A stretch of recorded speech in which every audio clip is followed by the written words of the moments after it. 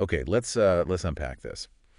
Have you ever started something, maybe a big project, or even just, a journey, thinking you knew exactly what you were getting into, Hmm. Yeah, absolutely. only to find out later that, well, your own ideas about it were actually shaping the whole thing? Hmm. Maybe in ways you didn't even realize. That happens more often than we think, I suspect. Right. Well, today we're doing a deep dive into this incredibly personal and pretty raw account that illustrates just that. Okay. We're exploring the experiences of someone named E.A. Ketting, who talks very openly about their, quote, dysfunctional relationship with Lucifer. Lucifer. Okay, so we're going into some potentially heavy territory here. Definitely. But it's not just a story about like a specific spiritual path. It's really a profound look at how important preparation and crucially self-awareness are when you engage with, well, with powerful concepts or honestly, even just life's big challenges. That makes sense. Preparation and knowing yourself.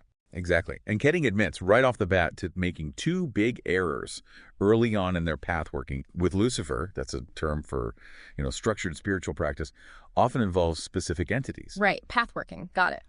And these two errors, in Ketting's own words, Mhm. basically primed for disaster. Wow. Okay. And what's fascinating, I think, is how those two things you mentioned, not having enough background knowledge and maybe even more critically, not really understanding yourself, how those can just completely change the outcome of, well, pretty much any big undertaking. Yeah. It really brings up a key question, doesn't it? Like when we go into something with all these preconceived ideas, or maybe our internal state is just unexamined, how much of what we actually experience is just a reflection of us rather than, the thing itself. Kidding's initial idea that Lucifer was only the emperor of hell or the prime adversary. Came straight from a Christian understanding, right? Exactly, Yeah. purely Christian. That basically set a very specific expectation for what they were going to get back. And it's worth remembering, interpretations of Lucifer are, well, they vary wildly across different spiritual paths, way beyond just that one view Kidding started with. That's such a crucial point EA makes later on. What you expect to get is often what you get. It's almost simple but profound. It really is. And what's remarkable is they weren't a beginner in occult practices. They apparently had already developed some serious skills communicating with spirits, perceiving them. Oh, interesting. Yeah, achieving what they called full contact with other entities, like King Paimon, who's another figure in these traditions. Okay, so the practical ability was there. They knew how to engage, technically speaking. Right, the technical skill set was clearly present. But then when it came to Lucifer, boom, that Christian-based expectation of him being only the emperor of hell, the prime adversary, that's exactly what showed up in their experience. So the framework limited the perception. Precisely. They realized later that, yes, Lucifer does have this adversarial aspect, which can even represent enlightenment in some views, but it's not the whole picture. It's not the fullness of who Lucifer is. Yeah. And that initial assumption just narrowed everything. That limitation, that narrowing, is absolutely key here. Ketting reflects that Lucifer apparently gave or offered all of himself, but they could only receive what they called the destructive portion of his light. Because of those preconceived ideas. Yeah, because of the ideas, and just as importantly, not being aware of his, quote, infinite capabilities. Yeah. It's kind of like if you start a tough new job, absolutely convinced your boss is out to get you. You'll interpret everything that way. Exactly. Every comment, every look, it all gets filtered through that negative lens, even if it's not actually true. And then that first misstep kind of snowballed into something much more dangerous, which EA describes as not having their own psychology straight. Okay, that lack of self-understanding we mentioned. Bingo. Ketting was young, early 20s, which is, a time when lots of people are still figuring themselves out. Sure, very common. But for them, their mind was, in their words, shattered and clouded with darkness. They were dealing with the fallout of childhood abuse, deep into drug addiction, no real clear goal. Wow, that's a lot to carry into something like that. A huge amount. And their desire, their stated goal, was purely for power to control, manipulate, and destroy. Oof. So without really knowing themselves, or maybe even what they were truly asking for. They latched onto the bits of Lucifer that seemed to mirror that internal chaos, that darkness. And the result? The result was, as they put it, the Luciferian light started to control, manipulate, and destroy them. Whoa. Like an immediate boomerang effect. Stark, yeah, almost instantaneous. A mirror effect, as you said. So it wasn't Lucifer doing it to them, but reflecting their own state back. That seems to be the conclusion Kidding reaches. They observe that one of the first things Lucifer does, apparently, when you make real contact, especially if you're approaching as a student, is he shows you all the things that are wrong in your life. Okay, shines a light into the shadows. Pretty much. Yeah. Your own psyche, your external affairs, all of it. And EA is very honest, they just couldn't handle it at the time. Yeah. Operating from ego, stuck in that self-destructive loop with drugs and really bad relationships. So Lucifer, or maybe just the intense self-reflection this whole process kicked off. Right. It sort of saw these unresolved issues, this internal mess, and just brought it all boiling up to the surface, forcefully, demanding they look at it. Which sounds incredibly difficult, Yeah. especially if you're not prepared. It's like a forced high-speed therapy almost. It does, yeah. And many people do go through similar, maybe less intense versions of that in therapy or deep self-work, unearthing uncomfortable truths. Okay, so Lucifer then laid out a whole path, like Yeah. steps to follow. Apparently, yes, a full step-by-step path working.